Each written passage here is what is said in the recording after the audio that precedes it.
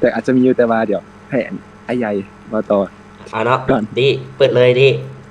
ง่ายๆรถดิรู้อาวุโสแล้วก็เนาะรู้อาวุโสเขาได้อ่านี่เนาะก็เรื่องที่ว่าน้องคำลาเว้ามาก็มันเป็นสิ่งหนึ่งที่สำคัญขนาดในการเลือกมันต้องเลือกในสิ่งที่เรามักมันบ่เราบ่มักก็ไปบ่รอดอือฮึแต่ว่าตัวนี้หั่นแม่นจะบ่เสมอไป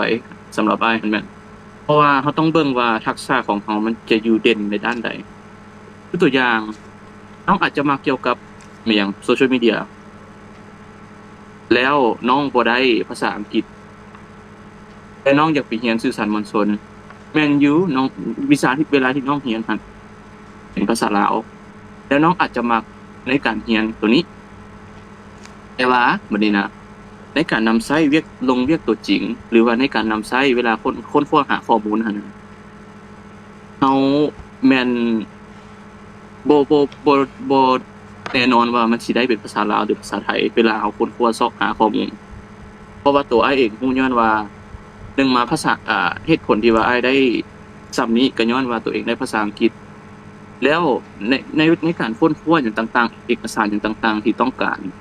เข้าในการเรียนในการก็อิ้นหยังว่าให้ตัวเองเด่นในการเรียนหั่นบ่เฉพาะในการเรียนหลังจากเรียนมาแล้วหั้นน่ะทักษะทางด้านภาษามันจะสำคัญที่สุดตัวนี้หั่นแม่นให้น้องคำให้แต่ละคนหั่นคิดไปก่อนโลดว่าหนึ่งมาก็ต้องได้ภาษาอังกฤษหรือภาษาจีน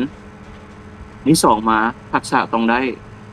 ก็คือคันไปเรียนสื่อสารมวลชนเนาะข้อยบ่มักข้อยลมบ่เก่งข้อยเว้าบ่เก่งก็คือเก่าแต่ว่าคนใจนี่มักใจนี่อยากเฮ็ดแต่ว่ามันบ่กล้าก็คือเก่าบ่หน้าด้านง่ายๆซะก็บ่ได้คือเก่า